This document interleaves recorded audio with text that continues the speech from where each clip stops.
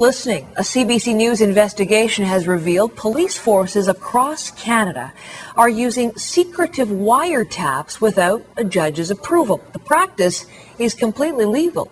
Dave Seglins is here. He's been doing the investigation. Thanks for coming in, number one. But number two, what did you find?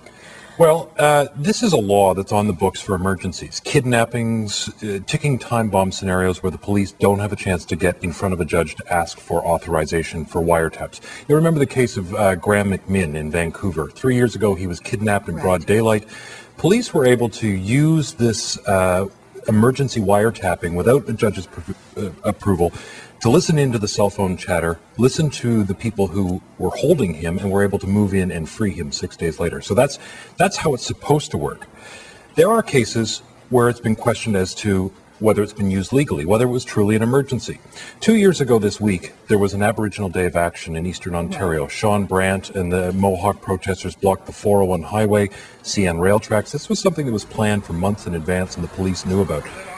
Well, they used this emergency wiretap provision there. The police did, Ontario Provincial Police. Okay.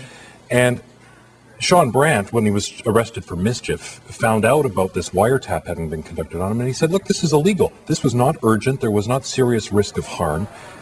And so it raised the question, if this flies under the radar, how often are police doing this? So we conducted Freedom of Information requests to all major police forces across the country. We have the results up on cbcnews.ca. And first of all, we only got partial data because there's no requirement for them to keep records. But it appears to be hundreds. We know of 267 times for sure, but it's probably much more because, for instance, the RCMP only collected data from 2000 to 2004. So, you know, there could be hundreds more in the ensuing years. So it's a case of it's there as a law, but it's a manipulation of the circumstances under which you would think it would apply? Well, most wiretaps, you have to go before a judge and ask for permission, and then there are some other safeguards to protect our privacy, which is if police choose to do it, they have to notify you after their investigation is over. They also have to report to Parliament how many times do they do these wiretaps.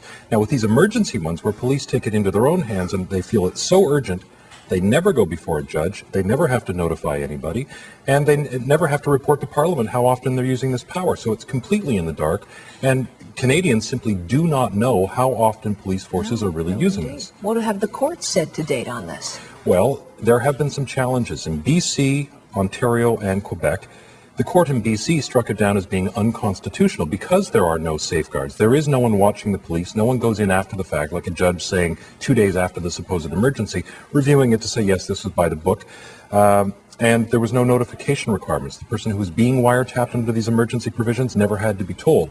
So the courts took issue with it. It's been sort of punted up to Ottawa.